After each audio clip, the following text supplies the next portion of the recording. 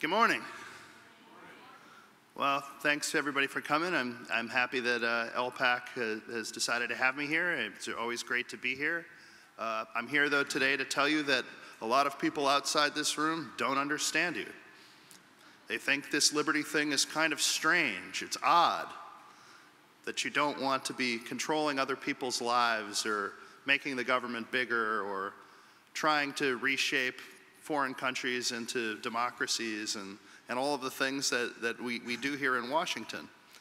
But there's a reason, I think, or there are several reasons, but there's one reason that I'm going to talk about today that a lot of people don't understand: the liberty movement. And that's because the liberty movement is really doing something different. It's doing something new. It's doing something that's distinct from a lot of the things that have happened before. Some of the people at this conference might, to some extent, consider themselves part of the conservative movement. I myself do. And I'm sure a lot of people at this conference identify with the libertarian movement that has existed for a very long time. But the liberty movement, in many respects, while it overlaps with both of those two pre-existing movements in important ways, is something different and distinct from both of those movements. The liberty movement is something much more philosophical and less partisan than what the conservative movement has become.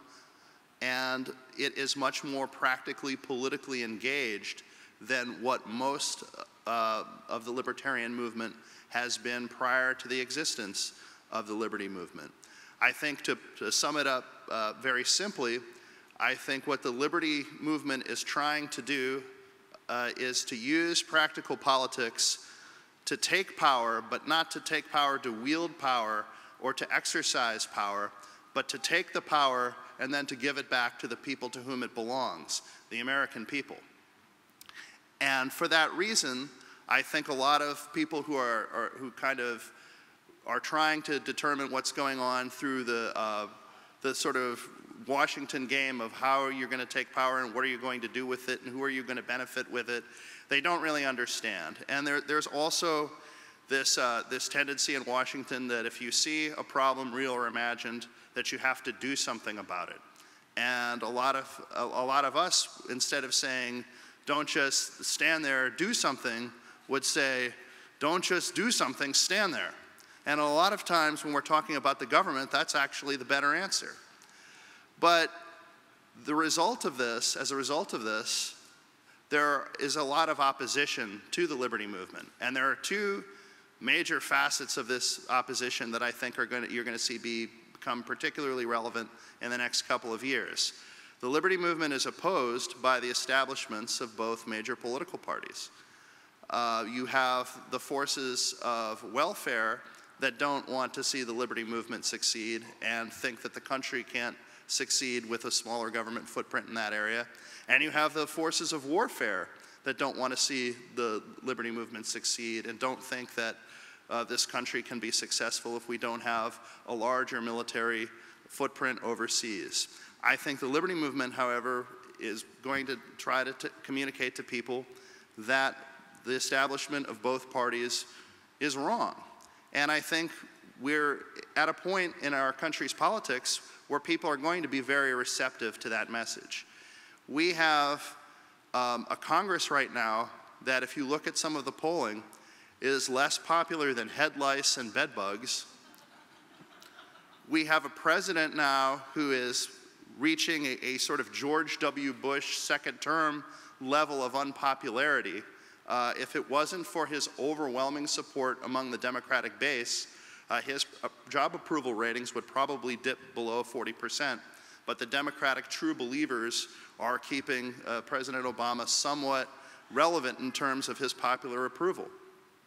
But people are looking around and they're seeing that a lot of the things that the government that has been doing and a lot of the things that the political class has been doing hasn't worked. We now have a situation in Iraq that is exactly the opposite of what we were told we would have if we invaded Iraq over a decade ago. Remember, the whole idea of the Iraq War was supposed to be we were going to invade, we were going to, by invading, prevent dangerous terrorists, Islamic extremists from gaining access to weapons of mass destruction. We were going to create a liberal democracy in Iraq.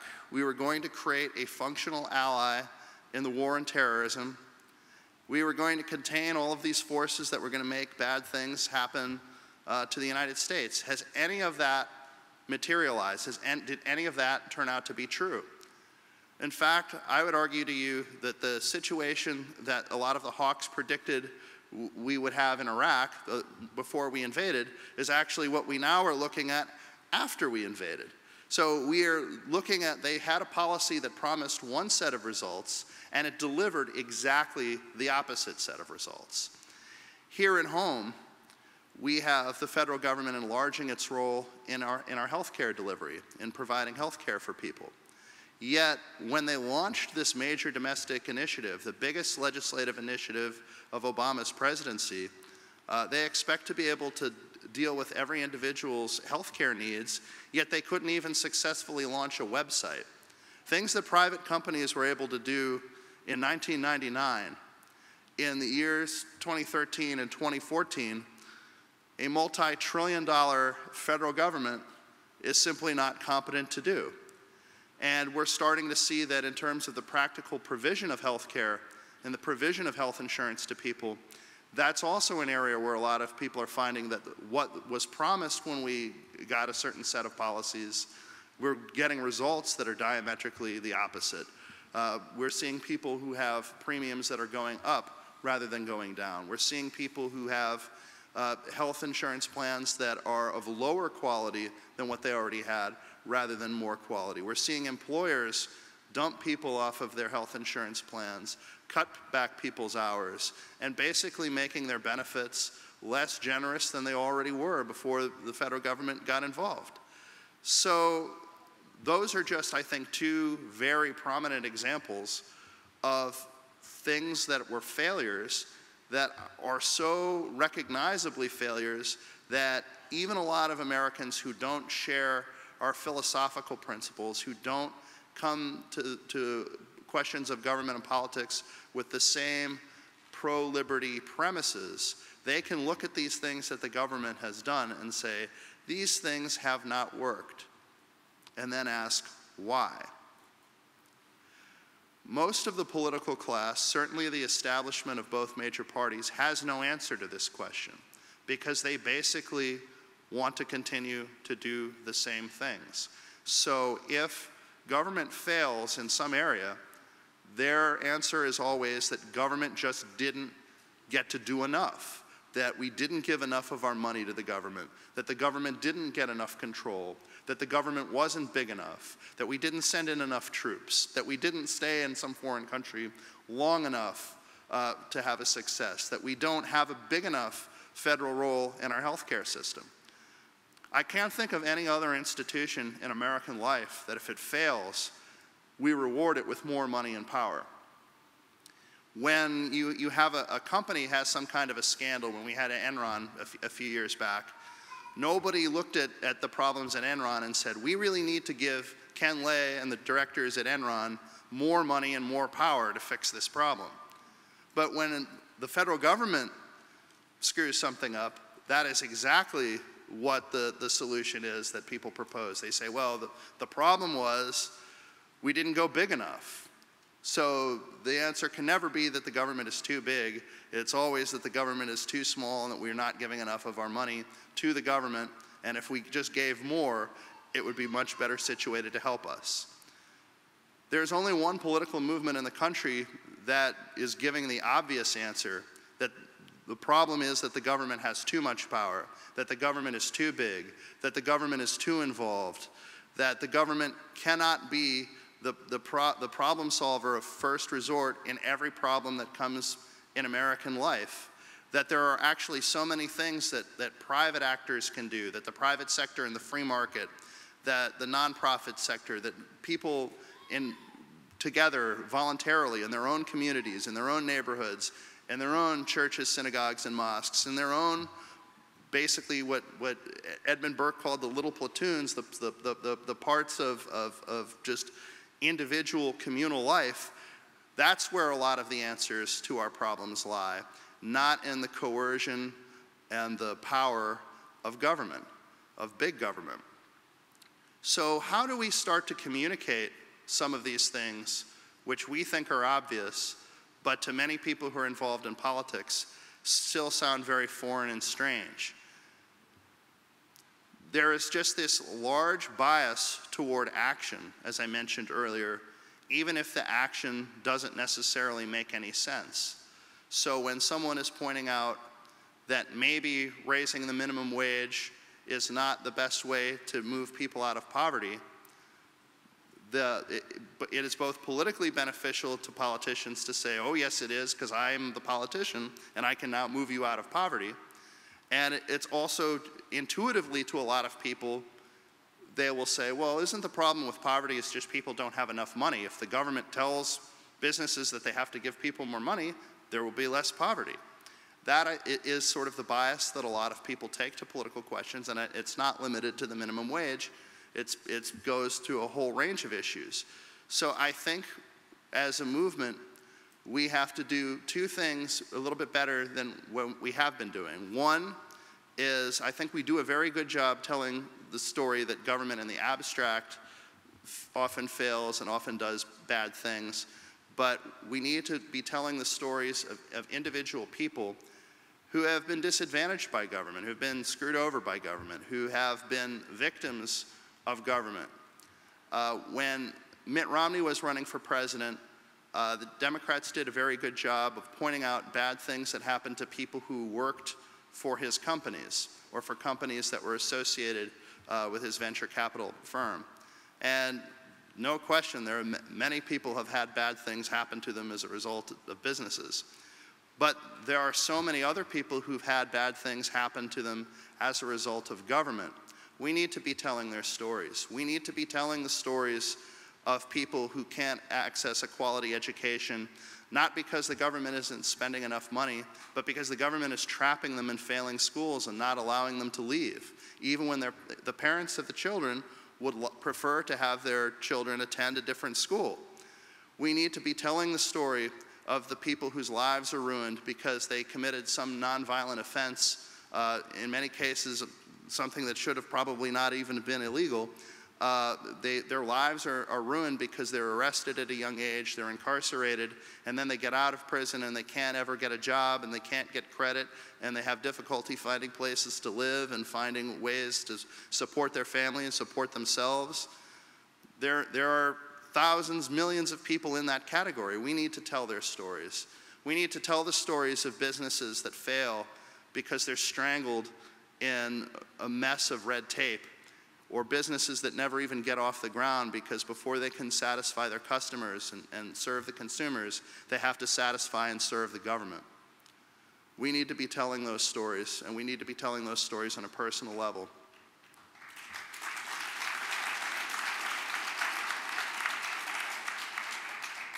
The other thing that we need to be doing is we need to be pointing out that the emperor has no clothes.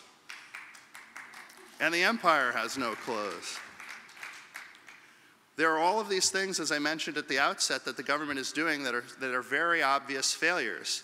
And yet the political class keeps saying we should do more of the same things. And if we do more of the same things, these failures will turn into successes. And they try to scare us and say, well, if we don't do these things that the political class says are important, very dire situations will occur. If we don't invade this country, if we don't bail out these banks, if we don't pass this stimulus, if we don't give money to these politically favored companies and cronies, we are going to have a depression, or we are going to be blown off the map, or we are going to have some major crisis. We need to be saying, when have these people ever been right about anything before? Why should we be afraid based on their dire predictions when their verifiable predictions so frequently turn out to be bogus and false?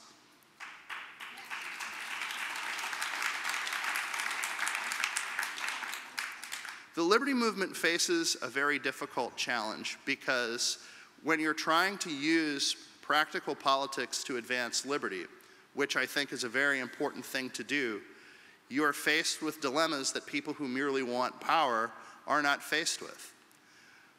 To be constructive and productive in political involvement, and in reaching the American people who are not necessarily fully where we are, you have to be thinking of ways to do your messaging in ways that appeal, and you have to be thinking of how can we, in an incremental basis, move the ball politically towards things that we want to see happen.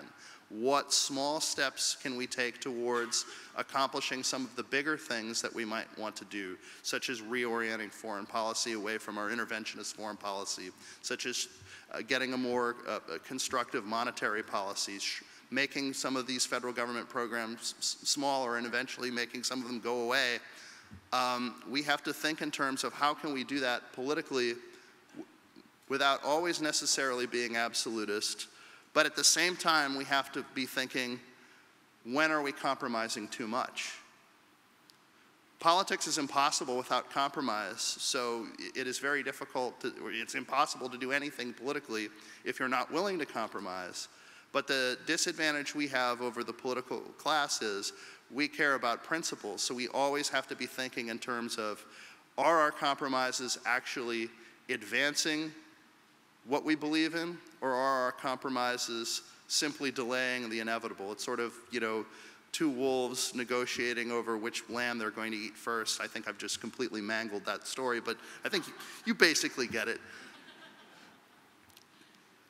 And it's very difficult because I think there are tendencies in politics where some people will be inclined towards hero worship. They'll have political figures that they really like, and they will have sort of a worshipful view of them and say they can do no wrong. And then there's the opposite tendency where some people will say, if this politician ever does anything that I disagree with, he is dead to me. I will not support him or do anything for him ever again. Statist, don't like him. Neither of those tendencies are, or those two extremes, are conducive to productive political action. But they are both tendencies that you kind of have to weigh against each other. They're two far sides of the pendulum, and you have to try to be keeping the pendulum in the middle. And the problem is that we're going to face is that there really aren't very many outlets, very many people, very many politicians, very many media institutions that speak for the liberty movement. They don't understand the liberty movement. The advantage that a conventional Republican or a conventional Democrat is going to have is that when they get into these public debates and they get into controversies, there are going to be people with a vested interest in defending them, a vested interest in explaining their positions, a vested interest in making sure that their positions and their agendas are not misunderstood, or in some cases that they are misunderstood. There is really very little comparable to that would benefit the liberty movement. So the liberty movement is going to have to continue building its own institutions and identifying its own voices and finding its own people that it trusts. We need to continue to have organizations like Campaign for Liberty and Young Americans for Liberty and so many of these new institutions that are rising up in college campuses and local communities and at the state level and the grassroots level, because the pre-existing institutions do not necessarily serve the ends and the goals of the liberty movement. So that means that we are going to have to come up with ways to further and advance those goals ourselves. One of the things that I think, one of the most important things I think that we can do as a political movement, and I certainly count myself as a sympathizer with this movement, is that we can find ways to get out our own message and our own voice rather than filtering it through people who don't necessarily understand, organizations and institutions. And in some cases, you will find media outlets that are genuinely trying to be fair, but they have this conception that political debate only happens within this narrow realm, and it's always a negotiation of just how much the government is going to do and at what rate are we going to grow the government, and they legitimately have never thought of it any other way. So it's inconceivable to them that there is another way to think about it. A big part of what the liberty movement needs to do is mainstream the idea, introduce the idea to ordinary Americans that there is another way to think about politics and government. And the way to think about politics and government is to think about ways to make politics and government less important to our lives. It's a very strange thing for all of us to be involved on these issues and to care passionately about these issues and to be active in politics just like the people who want to grow government. But what we're trying to do is shrink the sphere of politics, shrink the sphere of government. And it's something that we've needed in this country for far too long, and I'm very happy to see that it's finally starting to happen. Thank you very much.